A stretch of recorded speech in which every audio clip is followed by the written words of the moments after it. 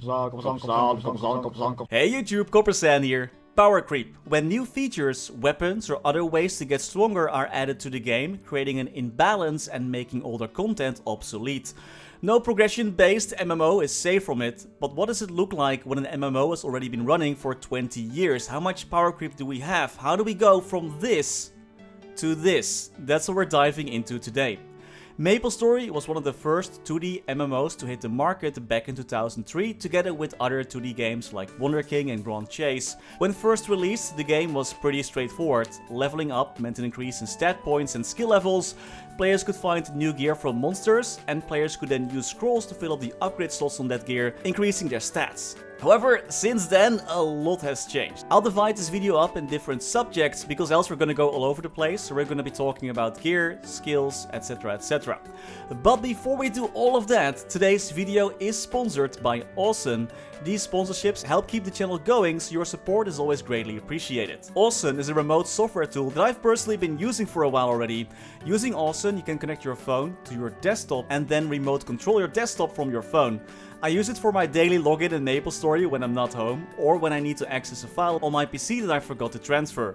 As a kinda chaotic person, it's pretty nice to always have my desktop available, even when I'm at work. I'm using the game version of Awesome because with this version I can create a custom keyboard so I can, for example, play MapleStory on the go, even the more button-intense classes. You can edit them on the fly to suit your playstyle, and in case you want to switch games, like to WoW or TFT, there even are some pre-made presets available for more popular games. Awesome has different plans available. The free plan covers remote desktop and files, the pro version contains Android device support and remote CMD, and the game version that I'm using allows for way better controls while gaming and custom setups.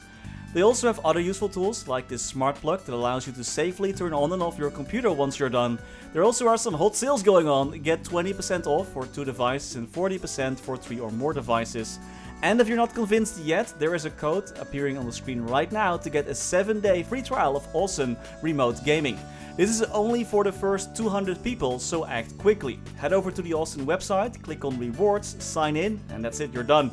You can then easily set up your own screen mirroring with your QR code. There is a link in the video description and top comment. Again, many thanks for Awesome for sponsoring today's video, and now back to the game. So our first topic is going to be skills, and skills were balanced very different during MapleStory's early days. For example, the Night Lord had a 4-job skill called Triple Throw back in 2008. This skill dealt 150% damage at max level. Jumping forward to the current day and age of MapleStory, that same skill is now found in the 3rd job advancement and now deals 290% damage. And it ain't just that, there is now a new 4-job skill called Quad Star that deals 540% damage at max level and deals more lines of damage. And that same skill can then be boosted by other systems like hyper skills and 5th job advancement nodes. It's way stronger than what it used to be. I remember my Ice Lightning Mage dealing almost no damage with its low-level 2nd job skills, while now these skills are boosted so much that monsters just basically always die in an instant. Players also had to hunt for books to get a chance to upgrade their 4th job skill. The 4th job skills could only be leveled to level 10, needing a book of that particular skill to work before it could be leveled to level 20, and then another one to get it to level 30. In 2011, mystery mastery books were added, allowing players to gain more mastery books so they could level up their skills more easily. In 2013, those were again replaced by 2 new mastery books that allowed for any skill to be upgraded. In June 2022, so last year, with a Destiny update, the mastery book system was finally made obsolete, allowing players to just max out skills whenever they want to, greatly speeding up the process of maxing their skills. But skills have gotten even more upgrades over the years. With hyper skills being introduced, starting in 2013, Maplers could upgrade their existing skills even more after reaching level 140, plus learn some new attacks. In 2016, the long-awaited 5th job skills were released. Here, players could gain new skills and boost existing skills using a thing called boost nodes, but back then it was actually possible to find every single skill in the game when you're opening your nodes, making it pretty hard to get the correct ones. Thankfully though, that was changed pretty fast, so players could only find their own class skills. These boosted skills increase the damage of your existing skills even more, and they will get another boost once the 6th job advancement will be released later this year. The skill kits also changed dramatically over the years, with hitboxes becoming bigger and bigger, skills dealing more lines of damage and gaining additional properties like debuffs or spewing out projectiles. Another big part of all the skill changes is the mobility that they give.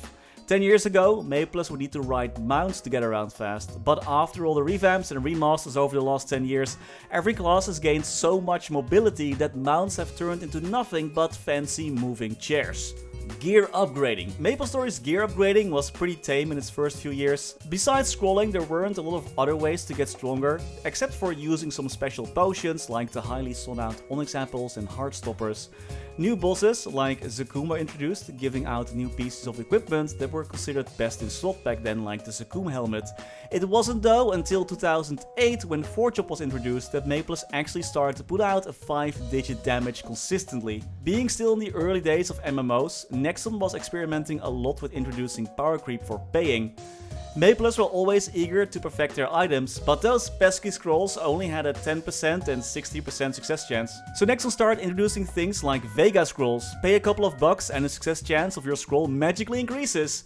And later introduced those 30% and 70% scrolls that could easily destroy an item as well if the scroll failed. As well as kill scrolls that could randomize your stats. More and more scrolls would keep getting added every year, providing bigger and bigger stat boosts. Later on, the system was also simplified by adding spell traces, which basically count for any scroll that you want to use except for those special super good ones. The next big leap in power came from an item called Vicious Hammers, first only available in the cash shop and later also added to your daily reward, for example. These items could increase the amount of upgrade slots by 2, so 2 more scrolls could be used on your item. But like I just mentioned, there was kind of a catch when they were released, because those hammers could only be bought in the cash shop. So this was another pay to win item back in the day. But these items also became more accessible when in the same year, 2009, the Scissors of Karma were introduced, allowing players to trade previously untradeable items with each other, making those rare boss items more available to the masses. 2009 also introduced the Maker skill. Here players could create their own gear, and those could be a little bit better than the stuff that they found in the game. But these were all small boosts here and there. The first real bigger jump in power came in the summer of 2010, just before the Big Bang update, when the Potential system was released.